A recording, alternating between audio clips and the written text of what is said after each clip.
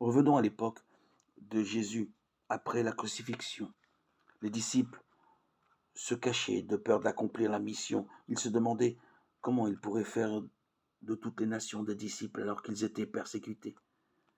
C'est alors que Jésus leur apparut. Jean dit, le soir de ce jour-là, qui était le premier de la semaine, alors que les portes de l'endroit où se trouvaient les disciples étaient fermées, par crainte des Juifs, Jésus vint, debout au milieu d'eux, il leur dit, que la paix soit avec vous. Quand il eut dit cela, il leur montra ses mains et son côté. Les disciples se réjouirent de voir le Seigneur. Jésus leur dit à nouveau, que la paix soit avec vous. Comme le Père m'a envoyé, moi aussi je vous envoie. Jean 20, 19, 21. C'est dans cette dernière déclaration que se trouve le secret pour faire de nouveaux disciples. Comme le Père m'a envoyé, moi aussi je vous envoie. De quelle manière le Père a-t-il envoyé Jésus-Christ?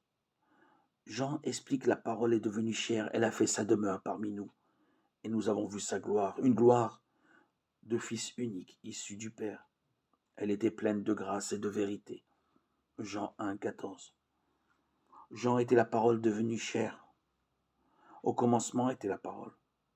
La parole était auprès de Dieu. La parole était Dieu.